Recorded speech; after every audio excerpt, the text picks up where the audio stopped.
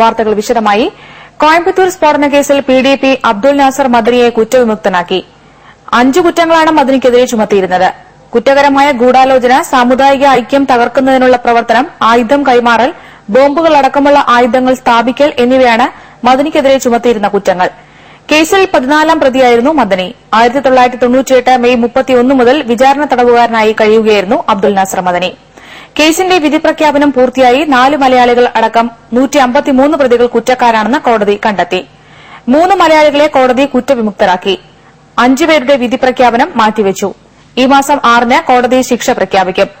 1998 ഫെബ്രുവരി 14-നുണ്ടായ കോയമ്പത്തൂർ സ്ഫോടനത്തിൽ 59 പേർ കൊല്ലപ്പെട്ടിരുന്നു.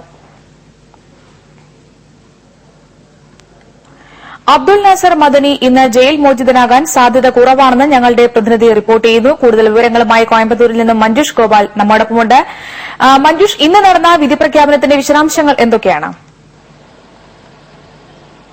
അശ്വതി, രാവിലെ 10:30ക്കാണ് കോയമ്പത്തൂർ ബോംബ് സ്ഫോടന കേസിലെ വിധി പ്രഖ്യാപനം കോയമ്പത്തൂരിലെ പ്രത്യേക കോടതിയിൽ തുടങ്ങിയത്. 166 പ്രതികളാണ് ഈ കേസിൽ ഉള്ളത്. ഇതിൽ ഓരോരുത്തരും കുറ്റം ചെയ്തിട്ടുണ്ടോ എന്ന കാര്യമായിരുന്നു പ്രത്യേക കോടതിയിൽ രാവിലെ 10:30ക്ക് പറഞ്ഞു തുടങ്ങിയത്. വൈകിട്ട് 4 മണിവരെ വിധി പ്രഖ്യാപനം നീണ്ടു.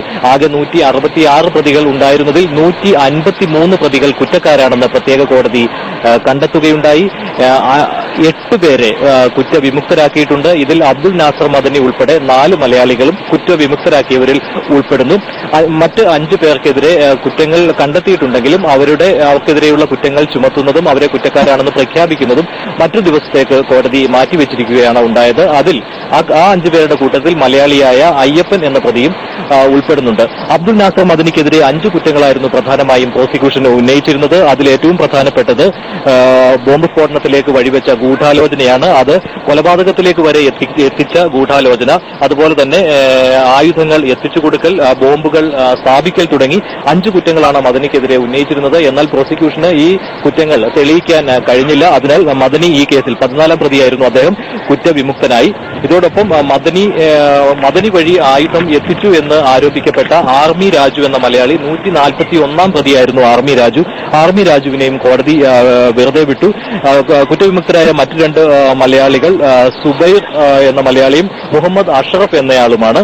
ഇതുകൂടാതെ മലയാളിയായ മറ്റ് 5 പേരെ കുറ്റക്കാരാണെന്ന് കണ്ടെത്തിയിട്ടുണ്ട്. ഉമർ, സലീം എന്നിവർ കുറ്റക്കാരാണെന്ന് കോടതി കണ്ടെത്തി. നേരത്തെ സൂചിപ്പിച്ചതുപോലെ അയ്യപ്പൻ എന്നയാള് കുറ്റം അദ്ദേഹത്തിനെതിരെ തെളിഞ്ഞിട്ടുണ്ടെങ്കിലും ഏതൊക്കെ കുറ്റമാണ് അദ്ദേഹത്തിനെതിരെ ചുമത്തേണ്ടത് എന്ന കാര്യത്തിൽ കോടതി ഒരു തീരുമാനം എടുത്തിട്ടില്ല. ഇതുകൂടാതെ ഈ കോയമ്പത്തൂർ ബോംബ് സ്ഫോടന കേസിലെ ബോംബ് സ്ഫോടനത്തിലെ മുഖ്യ സൂത്രധാരൻ എന്ന് കരുതപ്പെട്ടിരുന്ന SA ഭാഷ, ഇദ്ദേഹത്തിനെതിരെ 2 കുറ്റങ്ങൾ കോടതി കണ്ടെത്തി. അതിൽ കുറ്റകരമായ ഗൂഢാലോചന, അത് കൊലപാതകത്തിലേക്ക് വരെ നയിച്ച ഗൂഢാലോചനയും ഉൾപ്പെടുന്നു. അല്ലുമ്മയുടെ നേതൃനിരയിലുള്ള പലർക്കെതിരെയും, അതിൽ ഏറ്റവും പ്രധാനം SA ഭാഷ തന്നെയാണ്, അല്ലുമ്മയുടെ സ്ഥാപകൻ, അതുപോലെ ഭാഷയുടെ മകനായ സിദ്ദിഖ് അലി, ഭാഷയുടെ സഹോദരൻ എന്നിവർക്കെതിരെ കുറ്റം കോടതി ചുമത്തിയിട്ടുണ്ട്. അവരെ കുറ്റക്കാരാണെന്ന് കണ്ടെത്തിയിട്ടുണ്ട്. 1-ലേറെ കുറ്റങ്ങളാണ് ഇവർക്കെതിരെ ഉള്ളത്. അതുപോലെ തന്നെ ബോംബുകൾ കോയമ്പത്തൂർ നഗരത്തിന്റെ വിവിധ ഭാഗങ്ങളിലായി സ്ഥാപിച്ചതിൽ ഭാഷയുടെ വലം കൈകളായ ചിലർക്കെതിരെയും, അതിൽ ഏറ്റവും പ്രധാനപ്പെട്ടത് ബാസിദ് 5ാം പ്രതി. ബാസിദിനെതിരെ നിരവധി കുറ്റങ്ങൾ, അദ്ദേഹത്തിനെതിരെ ആരോപിക്കപ്പെട്ട കുറ്റങ്ങൾ മുഴുവനും കോടതി ശരിവെക്കുകയാണ് ഉണ്ടായത്. അതിൽ കൊലപാതകത്തിന് വരെ വഴിവെച്ചേക്കാവുന്ന ഗൂഢാലോചനയും ഉൾപ്പെടുന്നു. അതുപോലെ തന്നെ നേരത്തെ ആരോപണമുണ്ടായിരുന്നു ഊമബാബു എന്നയാൾ, ഊമബാബുവിന്റെ മൊഴിയിൽ നിന്നാണ് അബ്ദുൽ നാസർ മദനി ഈ കേസിൽ പ്രതിയാകുന്നത്. ഊമബാബുവും ഭാഷയുടെ വലങ്കൈയായിരുന്നു. ഊമബാബുവിനെയും ഈ കേസിൽ കുറ്റക്കാരനാണെന്ന് കണ്ടെത്തിയിട്ടുണ്ട്. അങ്ങനെ 153 പ്രതികൾ കുറ്റക്കാരാണെന്ന് കോടതി കണ്ടെത്തിയിരിക്കുന്നു. ഇതിൽ പ്രധാനമായും കുറ്റങ്ങൾ തെളിയിക്കപ്പെട്ടുള്ളത് ആദ്യത്തെ 10 പ്രതികൾക്കാണ്. അത് അല്ലുമ്മയുടെ നേതൃനിരയിലുള്ളവരും അല്ലുമ്മയുടെ വലങ്കൈകളായ ആളുകളുമാണ്. നിരോധിക്കപ്പെട്ട സംഘടനയായ അല്ലുമ്മയുടെ, ഇവർക്കെതിരെയാണ് പ്രധാനമായും കുറ്റങ്ങൾ തെളിയിക്കപ്പെട്ടിരിക്കുന്നത്. 1 മുതൽ 27 വരെ കുറ്റങ്ങൾ തെളിയിക്കപ്പെട്ടവർ ഇക്കൂട്ടത്തിലുണ്ട്. ഇവർക്കുള്ള ശിക്ഷ, കുറ്റം തെളിയിക്കപ്പെട്ട 153 പേർക്ക് എന്ത് ശിക്ഷ നൽകുമെന്ന കാര്യം ഈ മാസം 6-ാം തീയതി ഇതേ കോടതി തന്നെ പ്രഖ്യാപിക്കും. അബ്ദുൽ നാസർ മദനിയുടെ കാര്യത്തിലാണെങ്കിൽ അദ്ദേഹം കുറ്റവിമുക്തനാക്കപ്പെട്ടെങ്കിലും ഇന്ന് അദ്ദേഹത്തിന് ജയിൽ മോചനം ഉണ്ടാകാൻ സാധ്യതയില്ല. കാരണം ഇദ്ദേഹത്തിനെതിരെ ഓച്ചിറയിൽ ഒരു കേസ് നിലവിലുണ്ടായിരുന്നു. ആ കേസിൽ ഹൈക്കോടതിയിൽ നിന്ന് ജാമ്യം എടുക്കേണ്ടതുണ്ടായിരുന്നു. ഹൈക്കോടതിയിൽ നിന്ന് ജാമ്യം ഉച്ചയ്ക്ക് ശേഷം കിട്ടി. എന്നാൽ ആ ജാമ്യം അറിയിച്ചുകൊണ്ടുള്ള റിപ്പോർട്ട് ഇവിടെ കോടതിയിലേക്ക് ജയിലിലേക്ക് നേരിട്ട് കൊണ്ടെത്തിക്കേണ്ടതുണ്ട്. ഫാക്സ് വഴി എത്തിച്ചാൽ മതിയാകില്ല എന്ന ഒരു സാങ്കേതിക തടസ്സമാണ് ഉള്ളത്. അതിനെന്തായാലും ഇനി സാധിക്കുകയില്ല, നാളെ സാധിക്കുകയുള്ളൂ. അബ്ദുൽ നാസർ മദനിയുടെ അഭിഭാഷകൻ ജയിൽ അധികൃതരുമായി ഇക്കാര്യം സംസാരിച്ചു. PDPയുടെ നേതൃനിരയിലുള്ളവരും ഇവിടെ എത്തിയിരുന്നു. അതിനാൽ അവരോട് ജയിൽ അധികൃതർ പറഞ്ഞ കാര്യം ഇന്ന് മോചനം സാധ്യമല്ല എന്ന ഒരു കാര്യമാണ് ഇതുവരെ അറിയിച്ചിട്ടുള്ളത്. അതിനാൽ നാളെ മദനിയുടെ മോചനം ഉണ്ടാവുകയുള്ളൂ എന്നാണ്. ഇപ്പോഴും മോചനം ഉണ്ടാകുമെന്ന് പ്രതീക്ഷിച്ച് PDP പ്രവർത്തകരും മറ്റും കോയമ്പത്തൂർ ജയിൽ വളപ്പിന് ചുറ്റും കാത്തുനിൽപ്പുണ്ട്. ഇത്രയുമാണ് ഇവിടെ നിന്നുള്ള വിവരങ്ങൾ. കോയമ്പത്തൂർ ബോംബ് സ്ഫോടന കേസിൽ 1998 ഫെബ്രുവരി 14 തുടർന്നുള്ള ദിവസങ്ങളിൽ നടന്ന ബോംബ് സ്ഫോടന കേസിൽ പ്രധാന പ്രതികളായ അല്ലുമ്മയുടെ നേതൃനിരയിലുള്ളവർ കുറ്റക്കാരാണെന്ന് കോടതി കണ്ടെത്തി. ഇവരുൾപ്പെടെ 153 പ്രതികൾ കുറ്റക്കാരാണ്. വിവിധ കുറ്റങ്ങൾ ഇവർക്കെതിരെ ചുമത്തിയിരിക്കുന്നു. അതേസമയം കേസിൽ 14ാം പ്രതിയായ PDP നേതാവ് അബ്ദുൽ നാസർ മദനിയെ 9.5 വർഷം വിചാരണ തടവുകാരനായി കഴിഞ്ഞ അബ്ദുൽ നാസർ മദനിയെ കുറ്റക്കാരനല്ല എന്ന് കോടതി കണ്ടെത്തിയിരിക്കുന്നു. അശ്വതി. നന്ദി മഞ്ജുഷ്. മദനിയെ കുറ്റവിമുക്തനാക്കിയെന്ന വിവരം മദനിയുടെ അഭിഭാഷകൻ അക്ബർ അലിയാണ് മാധ്യമങ്ങളെ അറിയിച്ചത്. നീതിയുടെ വിജയമാണ് കോടതി വിധിയെക്കുറിച്ച് അദ്ദേഹം പ്രതികരിച്ചത്. നീതി വിജയിച്ചു. ഇത് മദനിന്റെ പേരിലുള്ള വമ്പിച്ചൊരു ഗൂഢാലോചനയായിരുന്നു. ആ ഗൂഢാലോചനയിൽ നിന്ന് അദ്ദേഹം മുക്തമായിരിക്കുകയാണ്. അദ്ദേഹം നീതിപീഠത്തിൽ അർപ്പിച്ച വിശ്വാസം പൂർണ്ണമായിട്ടും ശരിവെക്കപ്പെട്ടിരിക്കുകയാണ്. മദനിയ ഇന്ന് രാവിലെ വരെ മദനിയാണ് ഇതിന്റെ പ്രൈം കോൺസ്പിറേറ്റർ എന്നുള്ള എനിക്ക് കാണിക്കപ്പെട്ടിട്ടുണ്ടായിരുന്നു. മദനിയെ സംബന്ധിച്ചിടത്തോളം സംഘപരിവാർ എലമെന്റ്സിന്റെ ഫാസിസ്റ്റ് സംഘടനകളുടെ ഒരു നിഗൂഢമായ അജണ്ടയുടെ ഭാഗമായിട്ടാണ് അദ്ദേഹം ഈ കുറ്റകൃത്യത്തിൽ പങ്കാളി എന്നുള്ള ആരോപണം നേരിടേണ്ടി വന്നത്. അത് ഖേദകരമാണ്. പൂർണ്ണമായിട്ട് 10 വർഷം മുൻപ് ഓച്ചിറ പോലീസ് രജിസ്റ്റർ ചെയ്ത കേസിൽ കേരള ഹൈക്കോടതി അബ്ദുൽ നാസർ മദനിക്ക് സൌപാധിക ജാമ്യം അനുവദിച്ചു. ഇതോടെയാണ് മദനിക്ക് കോയമ്പത്തൂർ ജയിലിൽ നിന്ന് മോചിതനാകാനുള്ള അവസാന സാങ്കേതിക തടസ്സവും നീങ്ങിക്കിട്ടിയത്. കോയമ്പത്തൂരിലെ പ്രത്യേക കോടതി കുറ്റവിമുക്തനാക്കിയ ശേഷവും ജയിൽ മോചിതനാകാൻ മദനിക്കുണ്ടായിരുന്ന ഏക തടസ്സമായിരുന്നു ഈ കേസ്. 1992 ഏപ്രിലിൽ മദനി ആഹ്വാനം ചെയ്ത ഹർത്താലിനിടെയുണ്ടായ അക്രമങ്ങളെ തുടർന്നാണ് ഓച്ചിറ പോലീസ് മദനി ഉൾപ്പെടെ 101 പേരെ പ്രതികളാക്കി കേസ് രജിസ്റ്റർ ചെയ്തത്. ഈ കേസിൽ മദനിക്കെതിരെ Kollam additional assistant sessions judge production warrant Coimbatore ജയിലിലേക്ക് അയച്ചിരുന്നു.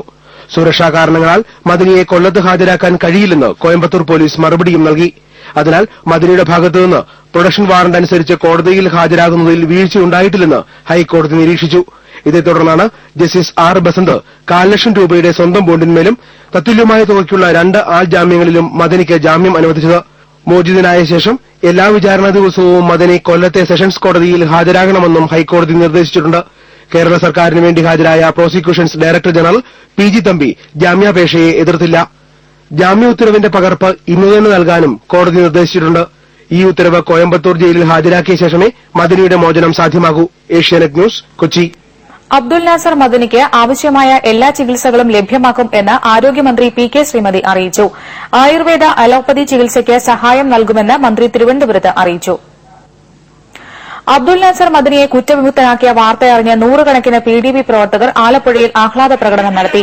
സക്കറിയ ബാസാറിൽ നിന്ന് തുടങ്ങിയ പ്രകടനം ജില്ലാ കോടതിക്ക് സമീപമാണ് സമാപിച്ചത്.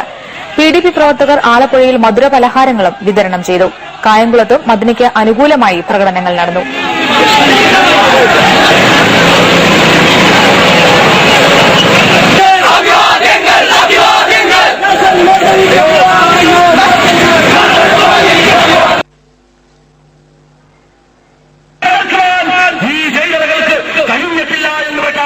മദനിയെ കുറ്റവിമുക്തനാക്കിയ കോടതി വിധി പുറത്തുവന്ന ശേഷം PDP പ്രവർത്തകർ കോട്ടയം നഗരത്തിൽ പ്രകടനം നടത്തി.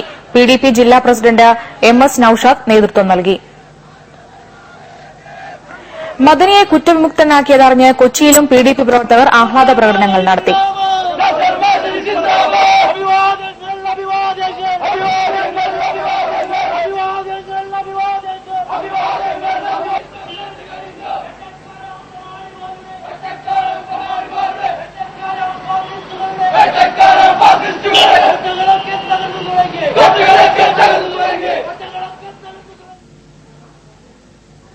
ജുഡീഷ്യറിയിലുള്ള വിശ്വാസം കൂടുതൽ ഉറപ്പിക്കപ്പെട്ടുവെന്ന് മദനിയുടെ കുടുംബാംഗങ്ങൾ പറഞ്ഞു. കോയമ്പത്തൂരിൽ മഞ്ജുഷ് ഗോപാൽ സൂഫിയ മദനിയോട് സംസാരിച്ചു. എങ്ങനെ തോന്നുന്നു തീർച്ചയായിട്ടും അദ്ദേഹം തീർത്തും നിരപരാധിയായിട്ടുള്ള ഒരവസ്ഥയെ തന്നെയാണ് അദ്ദേഹത്തെ വീട്ടിൽ നിന്ന് കൊണ്ടുവന്നത്. അപ്പൊ തീർച്ചയായിട്ടും ഇങ്ങനത്തെ വിധി തന്നെ ഉണ്ടാവും. കാരണം ഞങ്ങള് അത്രയേറെ ഈ 10 വർഷം കൊണ്ട് അനുഭവിച്ചു കഴിഞ്ഞു. വളരെയേറെ യാതനകളും വിഷമങ്ങളും പ്രയാസങ്ങളും നമ്മൾ തെറ്റ് ചെയ്യാതെ അനുഭവിക്കുമ്പോഴും നല്ല പ്രതീക്ഷയുണ്ടായിരുന്നു തിരിച്ചിങ്ങനെ തന്നെ ഒരു വിധി നമുക്കുണ്ടാവും എന്നുള്ളത്. എന്തൊരു ഗൂഢാലോചനയോ അങ്ങനെ എന്തെങ്കിലുമൊക്കെയാണോ താങ്കൾ പലതവണ ഒന്നും പറയാൻ പറ്റുന്ന ഒരവസ്ഥയിലല്ല. കാരണം നമ്മൾ അത്രയേറെ ഹൃദയം കൊണ്ട് ദൈവത്തിന് നന്ദി പറയുന്ന ഒരവസ്ഥയിലാണ്